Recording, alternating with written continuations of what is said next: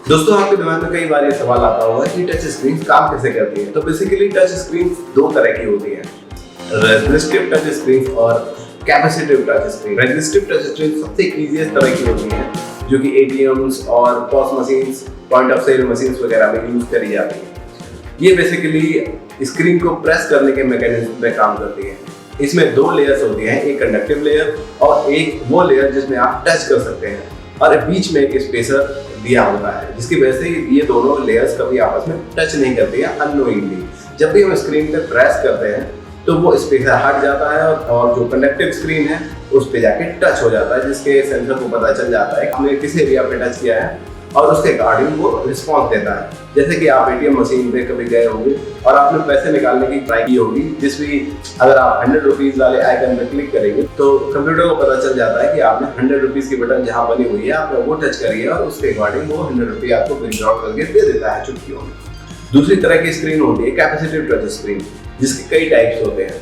Capacitive touch screen modern technology है, जो कि मोबाइल फोन जैसी हर इसके टच डिवाइस में करंटली यूज करी जा रही है। आप मोबाइल फोन्स में इसी टेक्नोलॉजी का यूज करते हैं। बेसिकली ये कई तरह की होती है, जैसे कि सरफेस स्क्रीन में चारों कोनों पे सेंसर्स लगे होते हैं और पूरी लेयर में करंट दौड़ रहा होता है। जैसे ही हम इस स्क्रीन पे कहीं भी टच करते हैं तो एक वोल्टेज ड्रॉप क्रिएट होता है, क्योंकि हमारे हाथों में भी इलेक्ट्रिकल करंट होता है। यही रीजन है, जब भी हम ग्लव्स वगैरह पहने होते हैं और स्क्रीन मोबाइल की स्क्रीन को टच करते हैं तो वहाँ पे टच नहीं हो पाता, अनलेस कि हमने कोई ऐसे तरह के ग्लव पहने हो जिसमें टच करने की फैसिलिटी के लिए कुछ इलेक्ट्रिकल करंट कंडक्टर लगाया गया हो।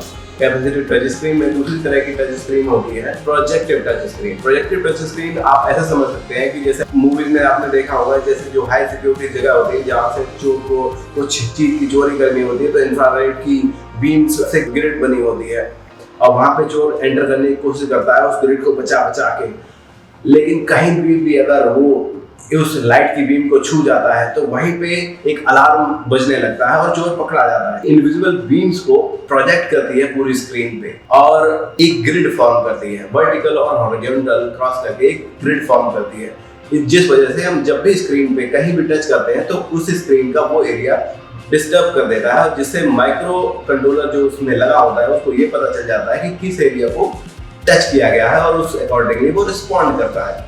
प्रोजेक्टिव टच स्क्रीन में दूसरी तरह की टच स्क्रीन है surface acoustic wave touch screen.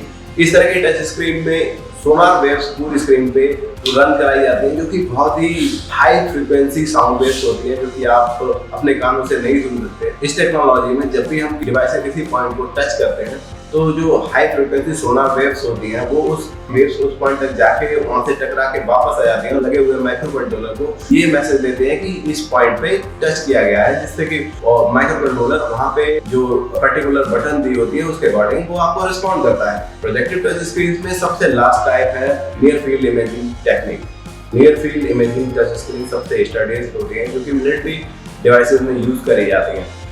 इन तरह की टच स्क्रीन में जब भी आप किसी पॉइंट पे जैसे ही आप उंगली डिवाइस के पास ले जाते हैं तो नियर फील्ड टेक्नोलॉजी होने की वजह से वो उस मैग्नेटिक फील्ड को डिस्टर्ब कर देता है। वहाँ पे जो पॉइंट होता है उस पॉइंट को रजिस्टर कर लिया जाता है और माइक्रो कंट्रोलर को ये संदेश भेज दिया जाता है कि इस पॉइंट पे टच किया गया है, उस अकॉर्डिंगली आपको डिवाइस रिस्पॉन्ड करती है।